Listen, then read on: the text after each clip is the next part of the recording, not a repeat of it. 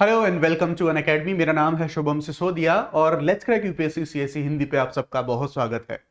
तो अभी recently social media पर ऐसे बहुत सारे आर्टिकल हमें देखने को मिल रहे हैं जहां पर इन चीज़ों का मेंशन है कि अभी हमारी जो एफएमसीजी जिन्हें हम कहते हैं, यानी कि रोजमर्रा की जो हमारी वस्तुएं हैं वो वस्तुएं और महंगी होने वाली हैं। उसके पीछे का रीजन क्या है और जो मेजर इंडिया के अंदर ऐसी सप्लाई करने वाली कंपनियां हैं वो ऐसा प्लान क्यों कर रही हैं।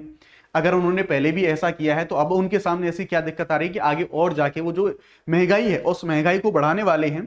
और ये जो मार्केट का एक खेल चलता है जिसे हम कहते हैं एक तरीके से जो कस्टमर्स हैं उन कस्टमर्स को मैनेज करना या फिर उनकी साइकोलॉजी, उनके मनोविज्ञान के साथ यहां पर गेम खेलने वाली जो चीज है जिसे कहते हैं श्रिंकफ्लेशन।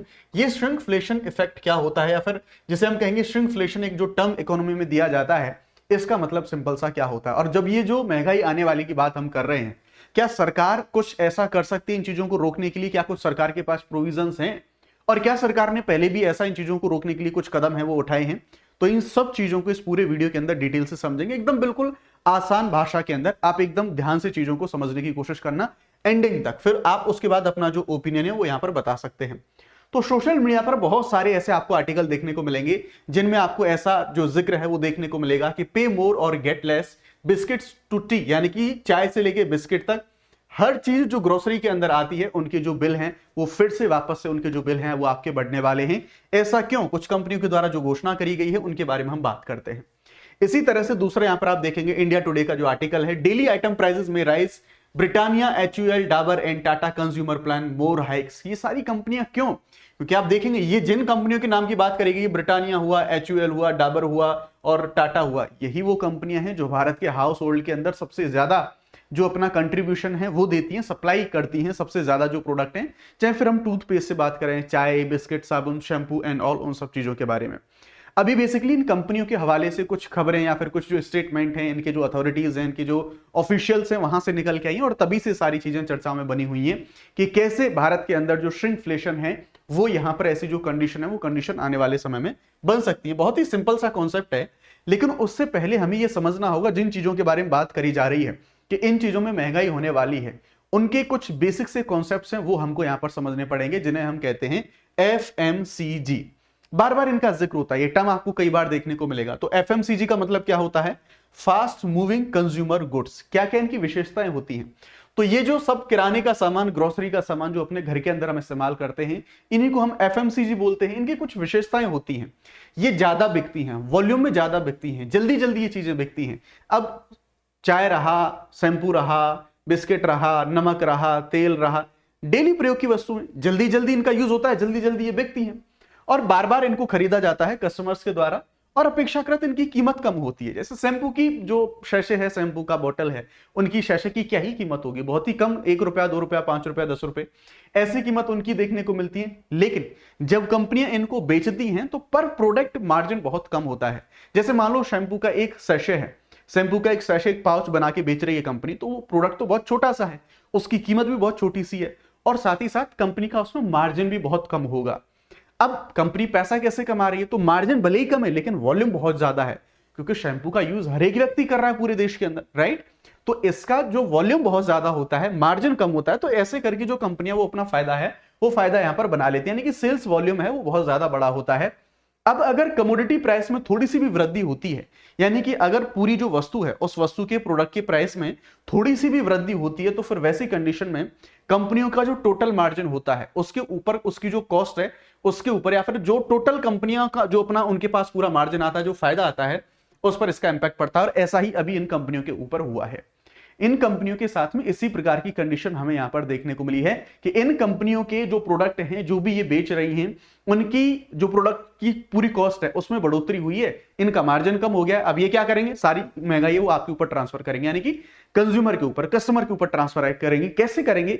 उसके पीछे का एक कॉन्सेप्ट समझने की कोशिश करते हैं। देखो, इनके पास दो ऑप्शन है। मान लीजिए अभी जो शैम्पू बिक रहा था या फिर जो भी प्रोडक्ट बिक रहा था इकोनॉमी के अंदर, उस पूरे प्रोडक्ट को इन्होंने क्या करा, मान लो अभी कोई जो प्रोडक्ट था, अभी मान लो वो प्रोडक्ट 10 रुपए का था, इन्होंने सीधा उस 10 रुपए के प्रोडक्ट को 15 रुपए कर दिया, सेम उसकी मात्रा रखी। तो ये तो कस्टमर के दिमाग में सबसे पहले पैसा, हम एमआरपी ही देखते हैं, सबसे पहले हमारे दिमाग में यही है कि यार ये तो पहले 10 रुपए का था, अभी ये 15 रुपए का हो गया, 5 रुपए उन लोगों ने बढ़ा दिए। तो इसका साइकोलॉजिकल इंपैक्ट ज्यादा होता है। इसलिए हाई चांस ये है कि जो कंपनियां हैं वो कंपनियां एमआरपी नहीं बढ़ाएंगी, एमआरपी को एज इट इज रखेंगी। बजाय उसके कंपनियां यहां पर एक मनोवैज्ञानिक खेल खेलती हैं। वो क्या करती हैं, आपने इन सब चीजों के बारे में देखा होगा, और उसी कॉन्सेप्ट को हम कहते हैं यहां पर श्रिंकफ्लेशन। श्रिंकफ्लेशन क्या, किसी चीज को श्रिंक कर देना, उसकी बात यहां पर करी जाती है।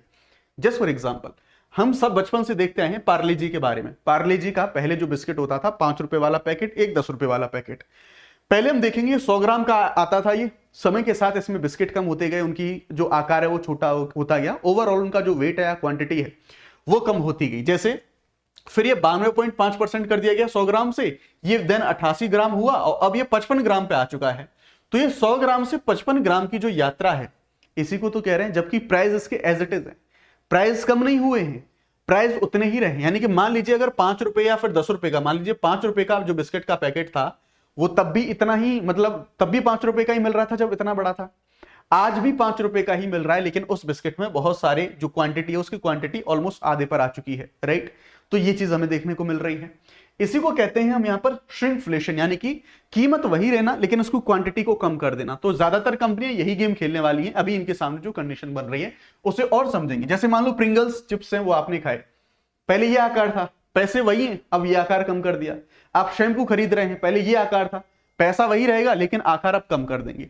तो श्रिंकफ्लेशन में क्या करते हैं, और ज्यादातर कंपनियां इसी चीज का इस्तेमाल करती हैं, और वो क्या करते हैं श्रिंकफ्लेशन के अंदर कि जो प्राइसेस हैं प्रोडक्ट के, उन प्राइसेस को सेम रखती हैं लेकिन उनके अंदर जो क्वांटिटी होती है उस क्वांटिटी को वो कम कर देते हैं। अब ज्यादातर कंपनियां इसी चीज का यहां पर जो इस्तेमाल है वो इस्तेमाल कर रही हैं, ठीक है। अब ऐसा करने की जो कुछ घोषणाएं हैं, ऐसे कुछ जो अथॉरिटीज हैं, जो ऑफिशियल्स हैं, मेजर कंपनी जो कि भारत के अंदर ज्यादातर हाउस होल्ड सप्लाई है उसको इंश्योर करती हैं, उनके द्वारा घोषणा करी गई है। चाहे ब्रिटानिया के बारे में बात करें, चाहे टाटा के बारे में बात करें, चाहे हिंदुस्तान यूनिलीवर कंपनी के बारे में बात करें, चाहे आप यहां पर देखेंगे डाबर कंपनी के बारे में बात करें, यही मेजर ऐसी कंपनियां हैं जिन कंपनियों के द्वारा ऐसी चीज बोली गई। अच्छा, ऐसा किया क्यों जा रहा है? तो अभी आप लोग जानते हैं बहुत लंबे समय से हम देखेंगे एक हमारा जो वॉर जैसी कंडीशन चल रही है, उसके साथ साथ भारत की घरेलू स्थिति है उनको भी समझेंगे। हावेवर, अब हम आगे बढ़े उससे पहले कुछ प्रमुख जानकारी मैं आपको दे देता हूं। अनअकैडमी का लोएस्ट एवर जो प्राइस है यूपीएससी सीएससी एग्जामिनेशन के लिए वो लाइव हो चुका है 16999 में, यानी कि हम 80वां जो हमारा स्वतंत्रता दिवस है उसको सेलिब्रेट कर रहे हैं। तो इस प्राइस के साथ साथ में जो लकीएस्ट 80 लोग होंगे उनका जो फीस का पैसा है वो 100% रिफंड कर दिया जाएगा। ऐसे 80 लोगों को चुना जाएगा। ये ऑफर 14 तारीख तक के लिए है, आप लोग इस ऑफर को अवेल कर सकते हैं। फॉर मैक्सिमम डिस्काउंट आप SSYT लाइव इस कोड का इस्तेमाल कर सकते हैं। आप मेरे साथ जीएस पेपर 2 का मेजर जो पार्ट है वो प्रिपेयर कर रहे होंगे, पॉलिटी, IR और गवर्नेंस। ये समय के हिसाब से अलग अलग प्राइजेस आपको यहां पर देखने को मिलेंगे। और यहां पर आप देख सकते हैं one of the best thing कि अगर आप इस ऑफर का फायदा उठाते हैं तो इंडियन एक्सप्रेस का जो सब्सक्रिप्शन आता है जिसमें यूपीएससी से रिलेटेड सारी चीजें, article, premium story, monthly magazines, UPSC की वीकली, सब कुछ जो यूपीएससी के लिए बेस्ट होता है वो सब कुछ आपको फ्री ऑफ कॉस्ट यहां पर एक्सेस है वो यहां पर प्रोवाइड कराया जाएगा इंडियन एक्सप्रेस के बारे में जब हम बात करते हैं। तो ये सारे के सारे रहे फायदे। अब हम बात करते हैं कि जो एफएमसीजी जो कंपनियां हैं, ऐसे प्रोडक्ट बनाने वाली कंपनियां, वो पैसा क्यों बढ़ा रही हैं, क्या इसके पीछे रीजन है। तो देखो यार, सिंपल सी चीज हम यहां पर समझने की कोशिश करेंगे कि कोई भी एफएमसीजी जो कंपनी है वो ऐसा नहीं केवल एक प्रोडक्ट बना रही हो और वो ऐसे ही एक ही बार में बन जाता है। उसके पीछे की पूरी जो जर्नी है, प्रोसेसिंग से लेके मार्केटिंग एंड ऑल, वो सारी जर्नी वो हमें यहां पर देखनी होगी। उसे रॉ मटेरियल रहा, पैकेजिंग रही, energy, fuel, transportation, freight, distribution, labour, सारी लागतें उसे यहां पर वहन करनी पड़ती हैं। और इन सारी की सारी लागत में से अगर एक भी चीज बढ़ जाती है तो डायरेक्टली उसका सीधा इंपैक्ट कंपनी की जो इनपुट कॉस्ट है उस इनपुट कॉस्ट के ऊपर आता है। और फिर अंततः वो उस कॉस्ट को खुद ना बियर, क्योंकि अगर वो खुद बियर करेंगी तो उनका मार्जिन कम हो जाएगा। अब सीधी सी बात है, वो तो मार्जिन के लिए, लाभ कमाने के लिए काम कर रही है। तो अल्टीमेटली वो जो कंज्यूमर होता है, यानी कि जो ग्राहक होता है, उस कंज्यूमर के ऊपर ही इस पैसे का इंपैक्ट वो यहां पर डाल देती है, ठीक है। अगर प्रोडक्ट की सेलिंग प्राइस अगर वो वही रखेंगे तो मार्जिन उनका कम हो जाएगा, जो कि वो लोग कर नहीं सकते। अब हुआ क्या है, सिंपल सी चीज समझने की कोशिश करें। बहुत लंबे समय से वेस्ट एशिया के अंदर अस्थायित्व है वो देखने को मिल रहा है। लंबे समय से ईरान और इजराइल का वॉर है वो देखने को मिल रहा है। तो उसके डिसरप्शंस की वजह से आप ये कहेंगे कि साहब ये तो कोई नई बात है नहीं, ये तो बहुत लंबे समय से चीजें चलती आ रही, तो अब क्यों बात कर रही है पैसे को बढ़ाने की। बात ऐसी है कि बहुत लंबे समय से ये वॉर जैसी कंडीशन चल रही है। ऑयल रहा, क्रूड ऑयल रहा, बाकी रॉ मटेरियल रहा, उन सबकी एक्सेसिबिलिटी में काफी अंतर आया है, उनके प्राइसेस बढ़ गए हैं, इसलिए इन कंपनियों के ऊपर प्रेशर बढ़ा, दबाव बढ़ा, इनकी इनपुट कॉस्ट बढ़ गई। अब हुआ ये कि पिछली बार भी, यानी कि लास्ट जो तिमाही था, उस लास्ट तिमाही के अंदर भी इन कंपनियों के द्वारा कुछ जो प्राइसेस हैं वो बढ़ाए गए थे, लेकिन जितनी महंगाई बढ़ी थी, यानी कि जितनी इनकी इनपुट कॉस्ट में बढ़ोतरी हुई थी, इतना उन लोगों ने अपने प्राइस नहीं बढ़ाए थे। तो लास्ट तिमाही में ये उस चीज को रिकवर नहीं कर पाए थे। लास्ट तिमाही में इनको जितना लॉस हो रहा था या फिर जितना जिनका मार्जिन कम हो गया था, उस मार्जिन की भरपाई ये उतने प्राइस को बढ़ा के नहीं कर पाए थे, इसलिए वापस से फर्दर धीरे धीरे प्राइस को फिर से बढ़ाने की बात कर रहे हैं। एक साथ प्राइस बढ़ाएंगे तो लोगों में के अंदर एक मैसेज जाएगा कि यार ज्यादा महंगाई कर रहे हैं लोग, है ना। तो धीरे धीरे पैसे को बढ़ा के अपनी जो इनपुट कॉस्ट है उसके साथ में जो मार्जिन है उसको भी इंश्योर करने की कोशिश कर रही हैं ये सारी की सारी कंपनियां। अब देखो ये अब वर्तमान में क्या डायलेमा है जो हमें यहां पर देखने को मिल रही है। अभी जो डायलेमा है, जो समस्या इनके सामने, वो क्या देखने को मिल रही है। तो सिंपल सी बात, अभी इनपुट कॉस्ट में वृद्धि हुई है, चाहे हम फ्यूल के बारे में बात करें, चाहे ट्रांसपोर्टेशन के बारे में बात करें, सभी चीजों की जो इनपुट कॉस्ट में वृद्धि है। अब दो ऑप्शन है उनके सामने। पहला तो यह है कि वो सेलिंग प्राइस को वही रखें, और अगर सेलिंग प्राइस वही रखेंगे तो ग्रॉस मार्जिन उनकी कम हो जाएगी, यानी कि बेनिफिट उनका जो प्रॉफिट है वो कम हो जाएगा। और दूसरा, प्रोडक्ट के वो प्राइसेस बढ़ाएं। प्रोडक्ट की प्राइस बढ़ाएंगे तो कंज्यूमर की डिमांड है, इन सब चीजों को नकारात्मक रूप से प्रभावित हो सकती हैं। अब यही डायलेमा ज्यादातर एफएमसीजी के अंदर बन रहा है, और डेफिनेटली वो प्रॉफिट के लिए काम कर रहे हैं तो वो तो पैसे बढ़ाएंगे ही बढ़ाएंगे। अब एक और चीज को हम समझने की कोशिश करते हैं कि मैंने आपको जितने भी सारे प्रोसेस बताए इन सभी एफएमसीजी चीजों के, तो इसमें हम एक चीज को देखने की कोशिश करेंगे कि अगर एक भी जगह कुछ पैसे का बढ़ता हुआ प्रभाव देखने को मिलता है तो वैसी कंडीशन में इसके इंपैक्ट अल्टीमेटली कंज्यूमर के ऊपर आते हैं। जैसे मान लो चीनी का इंपैक्ट हम देखें, अब जितनी भी एफएमसीजी हैं और स्पेशली कंज्यूम करने वाली बिस्किट रहा और भी ऐसे स्नैक्स वगैरह रहे, उनमें आप लोग जानते हैं नमक और चीनी कितना भर भर के उनके अंदर डाला जाता है, पाम ऑयल का कितना ज्यादा इस्तेमाल उनके अंदर होता है। तो वैसी कंडीशन में हम देखेंगे जो भी प्रोसेस फूड होते हैं उनके अंदर शुगर की मात्रा बड़े स्तर पर हमें देखने को मिलती है। शुगर के प्राइसेस हैं वो हाइक हो गए हैं, प्रोडक्शन कॉस्ट है वो हाइक हो जाएगी, इनके जो प्रोडक्ट हैं बिस्किट्स वगैरह हैं उनकी, तो ग्रॉस मार्जिन इनका जो है वो कम हो जाएगा।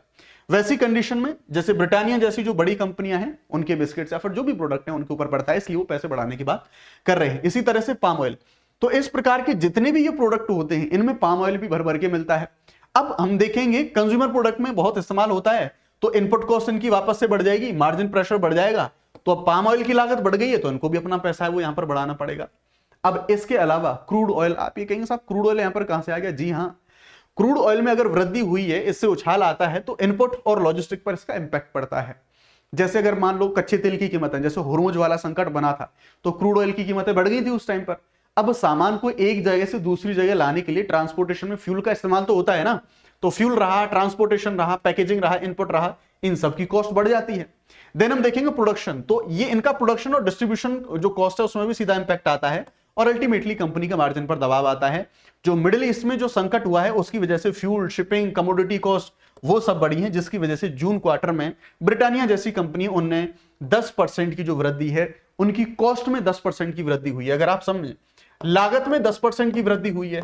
अब तो ये जो कंपनियां हैं वो कंपनियां अपने घर से तो इनका जो खर्चा है वो नहीं देने वाली, वो तो यहां पर सीधी सी बात है बेनिफिट के लिए बैठी हुई है। जियोपॉलिटिकल जो कॉन्फ्लिक्ट है उसका चक्र, यानी कि अगर दुनिया के अंदर कहीं भी एक जियोपॉलिटिकल डेवलपमेंट होता है, आपकी चाय बिस्किट के ऊपर उसका इंपैक्ट आ जाएगा डेफिनेटली।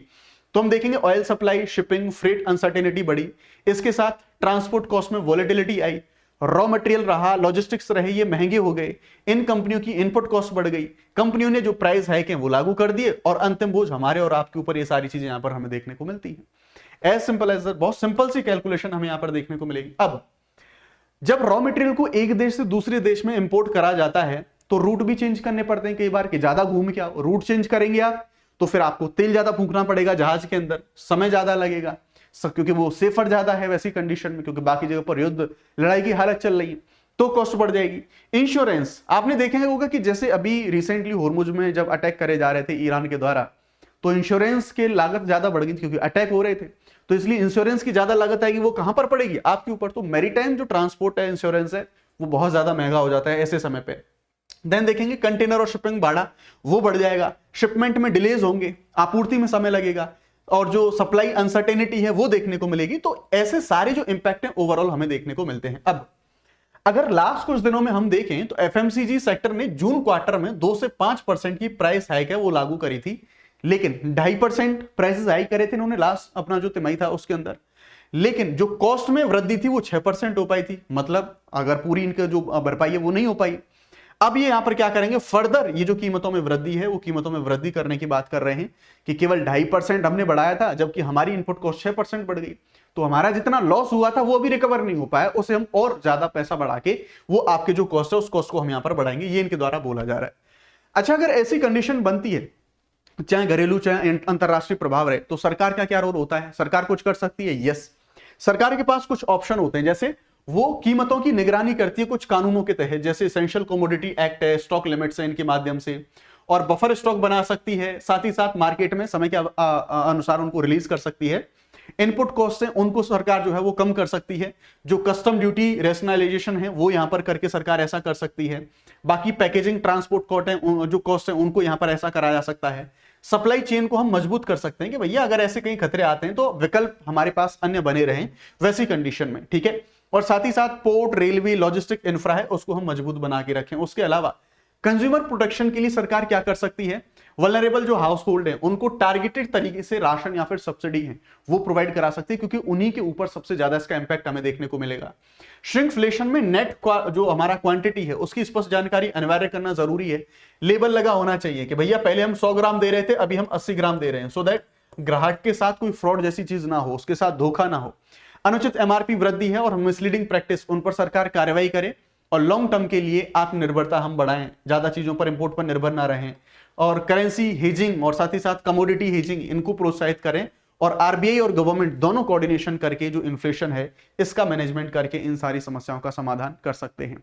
तो ये और सरकारें करती भी आई हैं, पहले भी जब अलग अलग ऐसे संकट हमारे देश के सामने आए हैं सरकारें करती आई हैं, बट अल्टीमेटली जब तक गवर्नमेंट का कोई बहुत स्ट्रांग इंटरफेयर नहीं होता, अल्टीमेटली इन सभी चीजों का वजन जो है वो हमारी और आपकी जेब के ऊपर आता है।